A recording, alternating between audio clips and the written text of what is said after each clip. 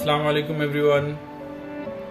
तो आज हम फिर से एक नई कहानी सुनेंगे जो एक मुअल्लिम के किरदार को दिखाता है। यूं तो मुअल्लिम के किरदार में कई औसाफ़ों की शमूलियत होती है, लेकिन ये एक छोटा सा हिस्सा है जो आज हम कहानी के ज़रिए सुनेंगे।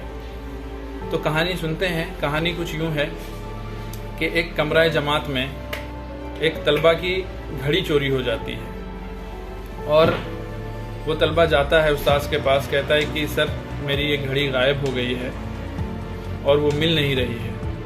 तो उस्ताद कहते हैं कि सारे तलबा से कहते हैं कि जिस बच्चे ने इस तलबा की घड़ी ली है उसे वापस कर दें, लेकिन कोई तलबा कुछ नहीं बोलता है। फिर उस्ताद मजबूरी में आकर कहते हैं कि सब एक सफ़ में खड़े हो जाओ और सबकी तलाशी होगी।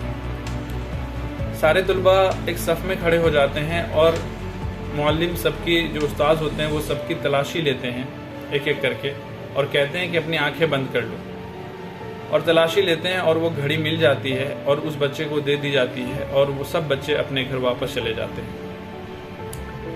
उसके बाद अगले दिन से क्लास उसी तरह शुरू होता है, लेकिन जिस बच्चे के पास से घड़ी मिली होती है उस बच्चे को कुछ नहीं कहा जाता है। नॉर्मल क्लास चलता है, सब नॉर्मल रहता है। बच्चे के दिल में, जिस बच्चे के पास से घड़ी मिली होती है उसके दिल में एक कसक रहती है कि किसी बच्चे को मेरा नाम भी नहीं पता चला और उस्ताद ने भी मुझे कुछ नहीं कहा।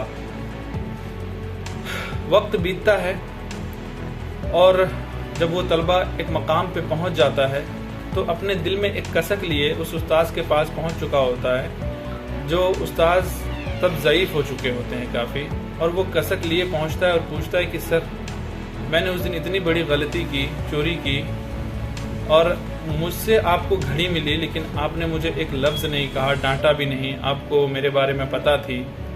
उस्ताद ने बड़ी खूबसूरती से ये जवाब दिया कि बेटे ये घड़ी आपके पास थी, ये मुझे भी नहीं पता थी, क्योंकि जब मैं तलाशी ले रहा था मेरी भी आंखें बंद थीं।